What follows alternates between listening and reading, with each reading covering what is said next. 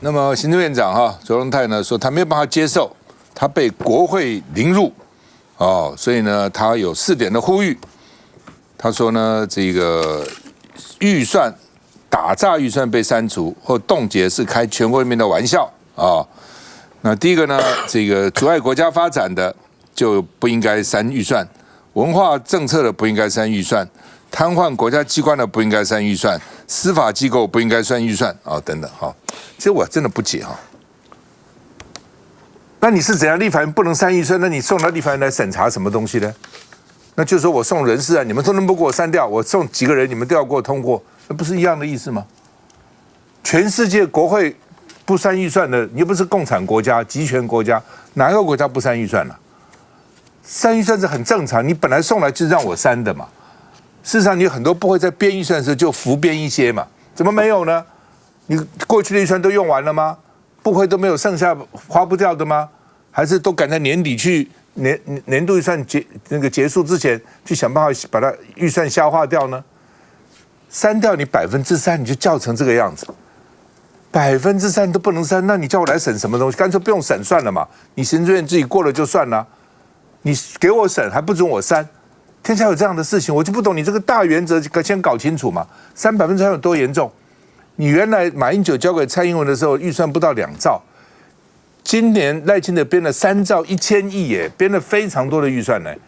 蔡英文最后的时候将近2800亿、2900亿，现在到了3100亿，通通不能删，这不是很奇怪吗？删预算、审查预算不是立委的天职，各级议会他也删哪有都不删的呢？那你送来干什么呢？那你送来我审假的吗？这整个大原则我不懂这是什么好叫的呢？叫成这个样子，而且你现在预算删掉以后你不够，你有预备金可以用嘛？预备金还不够，你还可以有这个特别预算，有其他的方式来嘛？你都有啊，你不是没有，你本来也可以在里面预算也可以挪用，也不是不行，在一个国家一个政府机构里面。主计长都说了，有1/3还是1/4预算是你们可以自己动的那怎么叫成这样子？我不懂。我根本认为这是一个策略性的运用，就打你在野党，然后呢罢免可以一起呼应。你看他们说3国家预算是把他们罢免掉，你不好好想办法跟在野党好好的沟通然后呢柯建铭在那个党团协商会就拼命讲，根本不让你去讨论。然后呢，你就怪在野党，这不是很奇怪吗？这不是正办嘛？正办是我还尽努力跟你沟通，真的不行，那我再来骂你都可以嘛。你根本就不做这个努力，那你就想了一心想要罢免，你真的一定罢免得掉吗？你罢免国民党，国民党会罢免你民进党你民进党那几个议员、几个立委就一定保得住吗？那弄了个半天劳民伤财后，结果还是一样你罢我5个，我罢你5个，那有什么意思呢？好吧，这个各委员会那一共他们现在删掉通案是删到939了，合计1110亿，就3%，因为它有3兆多嘛，3兆1000亿就3%多一点了那说呢，这个速发部 NCC 预算剩下1元，就国家被毁灭了那国民党团说呢，这是柯建铭害的，说呢本来是可以沟通，柯建铭一个人乐等一直讲废话，一个人跳芭蕾，一跳38分钟。水上芭蕾，他们故意这样讲也没有办法沟通，他根本不要跟你沟通嘛。我的策略就是不跟你沟通，然后最后怪你。以前不是也有吗？民进党很厉害的，再怎么野蛮，你还记得那个系列吗？就骂再怎么野蛮也不能删这个，再怎么野蛮也不能删那个。那当然也不能全怪民进党，那你国民党只要说明要讲清楚。我每天大概只要看到什么王宏威徐巧芯赖士葆这边辩论。那党团很多事情必须要出来讲，我为什么要删这个预算？你要讲清楚嘛，对不对？你是不讲清楚，然后你等于把这个宣传让民进党拿去嘛，民进党我痛死了，那你要讲为什么痛对不对？他讲了半天也搞不清楚国民党为什么删我大概知道一些了，但是很多东西也不知道为什么那这个黄国昌说。而且呢，总统还说你黄国昌忙着选主席。黄国昌说：“我花多少时间在给你们协调预算呢？协调预算，那我答应你们都不算因为他也一定答应很多时候这个不删那个不删嘛。”来，徐普，这个我们要先讲这个过去民进党的起手式，现在就是说，如果你是国会改革，就是国家要亡了；然后如果是要修财划法，就是国家要亡了。那现在要升总预算，国家也要亡了。反正这个就是跟未来的罢免做一个铺排，这没有错。不过今天我看到卓荣泰他带着这几个好像说被删成1块的这些，不管是 NCC 啦，或是数发部，结果说他们的预算没了，就事情都不能做了。结果数发部就讲说，这个如果你删了之后，我公车时刻以后不能查了，然后说什么我火车票以后不能上网买了。请问这个数发部成立之前，我们不是都可以做的事情吗？那就更证明了我们根本不需要这个数发部啊。因为数发部如果是做这些事情的话，然后 NCC 又狼来了，说iPhone 17不能来了，Switch 2不能来了等等。好，先不讲这些事情哦，我们讲说。在野的立委去监督预算的时候，他是说，你这个计划写的不清楚，我冻结，或者你这个计划写的不清楚，我删，然后接下来你来讨论嘛。结果他们今天讲的是说，黄国昌为了要选主席，所以都没有在用心在预算上面，这是天地良心。我们主席都还没开始选，因为什么？这个后面还要有联署都还没起跑。我们就讲，昨天我们下午的党代表大会之前，黄国昌到之前，他一直在立法院，连周日都在立法院。其实已经连续好几天，我们跟那个所谓的部会首长或是部会的这些代表讨论，因为要冻结他们的预算，他们就会来讨论，来重新沟通嘛，沟通到每天到晚上10点，然后结果卓荣泰居然说这个都在忙，所以都不管。所以今天讲了2点嘛，卓荣泰有可能第一个是无能嘛，因为你的部会首长都去跟立委做沟通了，然后呢，结果这些部会首长居然不甩卓荣泰的领导统御，不去跟卓荣泰报告说，其实有些部分已经沟通，已经做了修正了，这是无能啊。要不然是卓荣泰明明知道部会首长已经跟他讲，说这些已经沟通了，我们已经有改善了，所以这个预算有可能有转圜的余地。那卓荣泰就是失格嘛，因为你明明知道已经有调整了，然后你还在说谎，现在变成说行政院长带头说谎，这个很糟糕。尤其我们看到这几天其实各个部会，我不知道是小编自主还是说他们的首长要求，都开始部会带头在做梗图，然后散播假讯息。过去做黑函做假讯息的时候，你还不敢署名，然后呢，现在不是敢署名而且是公家单位公然的造谣，然后就一一的被点破之后还有些还默默的把它下架。所以到底是这些小编的，因为宣传业务费要被删掉，怕工作丢了，赶快做梗图，还是这些首长呢，怕说这些小编被删掉之后，以后不能擦脂抹粉，不能让自己更上一层楼，所以要拼命的造谣。现在包括卓荣泰自己都在那边造谣，说黄国昌为了要选党主席，没有在管总预算的事情，其实很明显的就是一个失格加无能。我们看到卓荣泰怎么讲。率领各部会首长排排坐，阁揆卓荣泰抢救总预算再出招，没有达到939亿，还要删到939亿，这是什么意思？这是要凑足一个数字，表示自己的满足。呼吁在野党别再砍卓揆，举例跟过去3年相比，每年平均只砍290亿元，但今年恐达到5倍。另外，目前冻结的钱也是过去的20倍，许多政策将窒碍难行，尤其不少部会更被砍到只剩1块钱。全部被删成1块钱，这是毁灭中华民国开始的第一步。这是一个轻痛仇快的预算审查，国家的力量被削减，我们的竞争国迎头赶上，敌对的中国会非常的满意，已经开始称赞了。只是在野党也反击，今年总预算比去年增加2500多亿元，就算已砍近1000亿，还比去年多。行之有年的国中会考、统一发票等政策，怎会做不了？这是一个很严重的盲点。这2806亿都是过去比较少没有的今年的新增计划，我们没有对任何的委员做恶意的批评，反倒是我们发现了国会在野党团是对于一些机关，比方法院、检察署，做报复性、情绪性的发泄。但说是这么说，卓揆却也来上这一笔。黄国昌委员可能是目前忙着选党主席，忘记了知道政府新做了多少事情，但是我觉得这个疏忽是故意的，是恶意的。你手上握了2兆9千亿的预算，你还不知道要怎么施政的话，我们必须要说，无能的卓荣泰，请你下台。朝野攻防，没再客气。来，这个嘉玲议员。我是认为说，我们理性来看在野党当然可以删预算了，我们在野的议员也可以删预算。可是行政单位的首长、市长、院长他当然可以捍卫他的预算啊，他当然要讲啊。那他如果都不讲的话，人民会质疑他说：“哎，连你自己提的预算你自己不捍卫。”这一次的总预算高达3.1亿，你要大家知道，不是税出3.1兆而已哦，税入也3点多兆，表示我们台湾的经济成长率其实相当的不错，要感谢所有全体人民。那这一次确实在删减数上面，我们看了历年来的删减数，平均一年大概平均数是大概200多亿，290亿左右。那这一次的删减数是2174亿，行政单位他当然会生气，他当然会跳脚，他当然会捍卫。我觉得这是想当然而应该要做。第二个，我要告诉大家的是说，那在野党这些国民党立委。民众党立委，你的提案单你要出来讲，为什么陈玉珍要国民党党团要删除退辅会荣民的预算？为什么？你要出来讲清楚啊！你为什么要删公视的预算？你要出来讲清楚，你不是去呛香，你要理性的告诉大家发生什么事情，为什么你要删？你讲不出个理由，当然这些相关团体会反弹嘛。好，那我再讲，为什么公幼的预算你也要删？立委你要讲清楚嘛。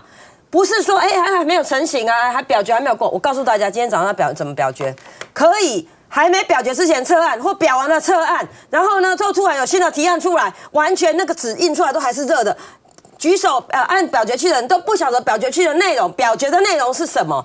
这样的国会的数值，你可以接受吗？我是没有办法接受，所以。行政院院长或是副院长、部会首长，他当然有捍卫他预算的权利，他当然要出来讲。相关异议团体，他当然也要出来讲，因为他的权益受损嘛。但是国会议员的专业度要让大家能够肯定、能够了解你的提案到底内容是什么。你不能前面说12强很棒，后面删减，我们官员要去考察、要去做舆情收集的这个机票，跟大家说，我就是你就不过就是商务舱坐经济舱而已。你要知道，这一次12强我们能够有那么好的成绩，后面的禽兽部队有多重要啊！我只先补充一句，因为我们时间已经到了，等一下我要补充一句是。对，没错，大家的素质都要提高，但是行政部门没有造谣的权利。我等一下会举具体的例子，财政部在造谣，卫福部在造谣，消防署在造谣，为什么这么多单位都在造谣？就是你基本上党团在协商的时候，你科技没有提呀，这个案子我 N47我不赞成变成议员了，为什么？那在野党会提啊，说你要过去把这中天都干掉了，你这个等，那在这个时候你通通不讲。那这不是很奇怪吗？那你来沟通什么东西呢？不是党团就应该协商？那你执政党就应该极力来捍卫你的预算吗？我就不懂了。那你们协商什么东西呢？休息一下再回来。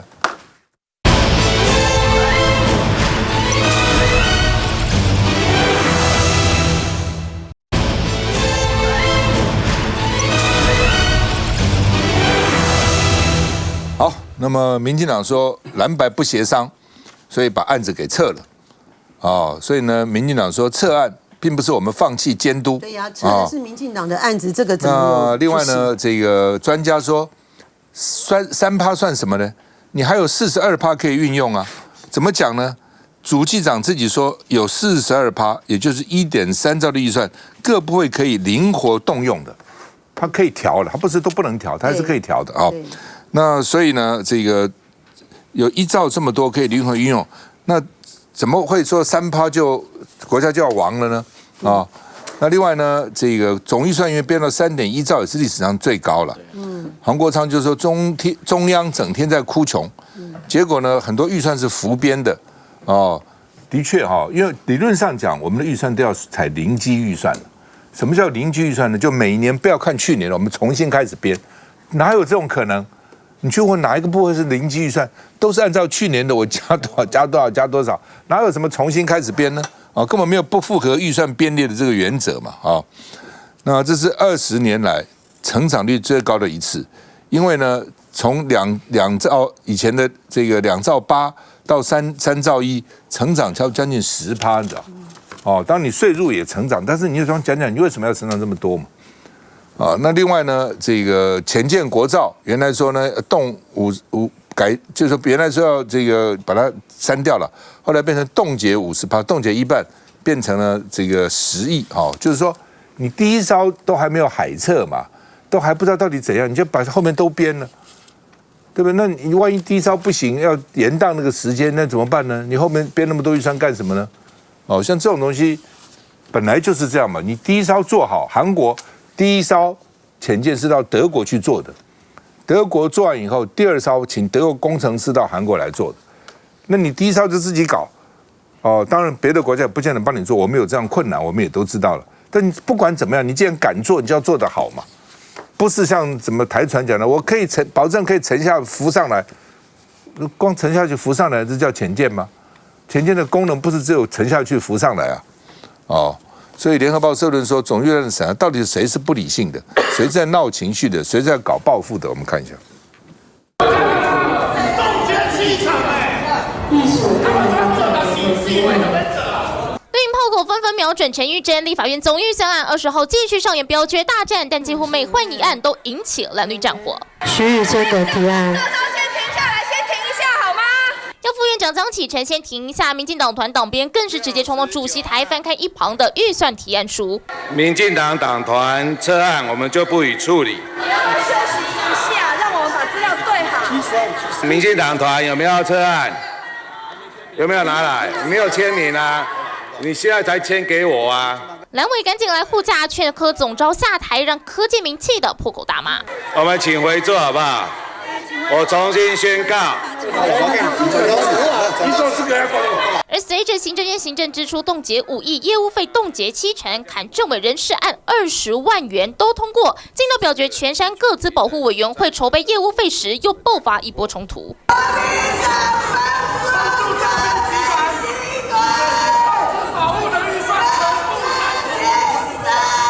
痛批国民党表决完还能撤案，加上案子实在太多，需要重新更正，让江启臣先喊出休息。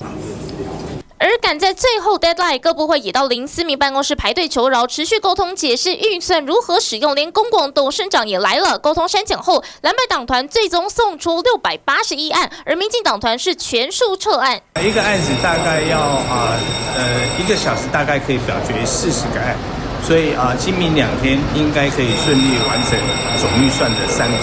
而蓝白协商也确定，陆委会数发布 NCC 的业务费不会仅留1元，仅会部分冻结删除。如今总预算案，立法院恐怕将挑灯夜战2天，朝野攻防也将持续上演。为什么我说造谣？其实我最近看到几个部会的那个表现，会让我觉得非常的寒心。因为我过去跑财政部的时间非常的长，我对于财政部一向的专业谨慎的这个态度，我其实是印象很深刻的。可是这一次的预算呢，在上个礼拜我因为表决通过了是统删的部分嘛，突然财政部跳出来说，哎呀，大家没办法对那个发票了，对这个发票的这个兑奖是没办法对了，这样。我想说不对啊，因为我非常熟悉这些税法的一些东西，营业税法里头明文规定的，就是那个有关于中奖奖金以及这些相关的业务费用，其实它都是有一定比例的，是按营业税做一定比例，这是法所明文规定，怎么可能会删掉呢？而且也没有听说有任何的一个立法委员针对财政部做任何的删除预算啊。好，原来是上个礼拜呢，他删除了业务费统删10%，哇！业务费统删10%，你财政部全部去删统一发票的钱吗？这是一件莫名其妙的事情。他后来才改口，马上要改口，就说哦，不是，这其他奖金通通不变，就是那个专门给云端发票的专属奖我们会减少。网友不领情了，因为那个专属云端发票的那个奖。黑箱作业已经被骂爆了，到现在为止说有问题，但是此时没有提出调查报告出来。那如果你真的要少这个奖的话，我想大家还觉得蛮满意的。我要讲的重点是什么？就这整个的小编的发文，财政部长知道吗？赋税署署长知道吗？如果你们都不知道，请问一下，是小编比较大，还是赋税署署长比较大，还是财政部长比较大？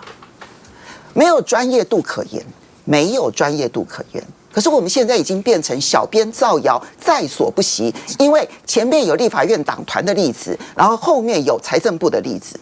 卫福部他去动员了一大堆的医疗院所，说啊，你这个删到了我们的钱。我想说，又怎么去删到了你卫福部，然后变成医疗机构都受到了影响，又是一个统删的问题。统删文宣60%，请问一下，跟医疗机构有什么关系？医院又不做统删业务费10%，那是卫福部的业务费，又干你什么事情？他最可恶的一件事情是什么？他说，因为他删掉了那个补助台电的电费1000亿，所以呢，台电说，那我当初答应你这些医疗院所动涨的电费我就要涨了。